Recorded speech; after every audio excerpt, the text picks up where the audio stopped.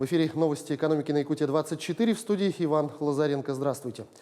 В Аэрофлоте предложили ввести в России тариф, по которому перевозчик может самостоятельно менять дату, рейс, маршрут перелета без учета мнения пассажира. В предложении Аэрофлота описывается тариф с негарантированными билетами, по которым перевозчик в одностороннем порядке может менять условия поездки. Кроме даты или рейса он может поменять, например, прямой маршрут на стыковочный рейс или изменить класс обслуживания.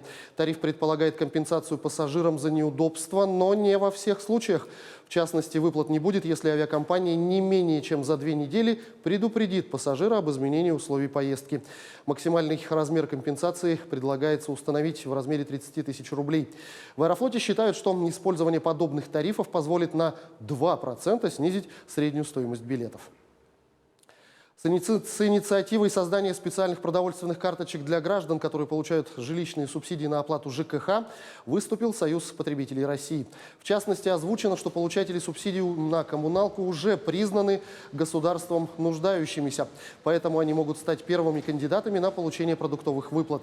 Союз предлагает перечислить таким гражданам по 3000 рублей ежемесячно, причем средства должны стать целевыми. Потратить их можно будет только на продукты отечественного производства. С одной стороны, это обеспечит нуждающихся продовольствием, а с другой поддержит российскую пищевую промышленность, аграриев и торговцев.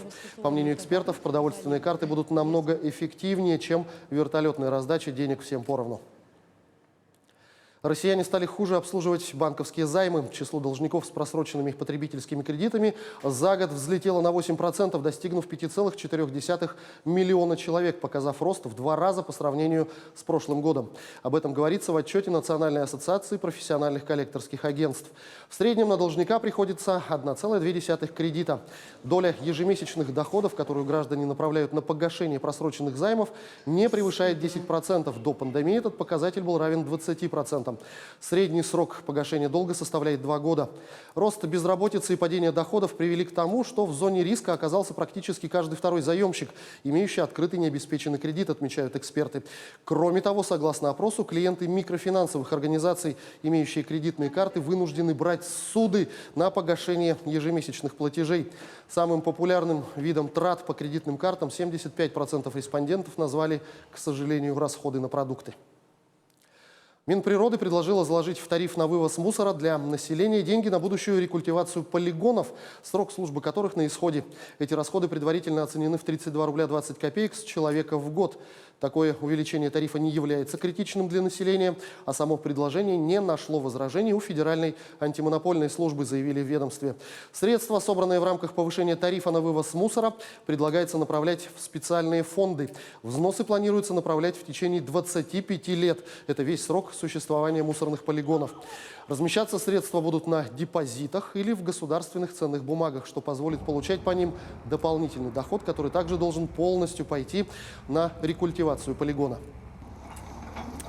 Изыскательские работы по сооружению пилотной малой атомной электростанции в якутском поселке Усть-Куйгаз завершены.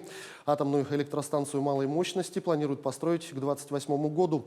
Ожидается, что сооружение малой АЭС в Якутии позволит практически в 2 раза снизить стоимость электроэнергии в Устьянском районе. В перспективе возможно наладить на базе станции производство экологически чистого водорода для нужд транспорта и промышленности. Замещение устаревших угольных и дизельных источников генерации энергии с малой атомной электростанции позволит сократить выбросы углекислого газа в Устьянском районе на 10 тысяч тонн в год. На этом у меня все. Оставайтесь в курсе экономических событий на Якутия-24.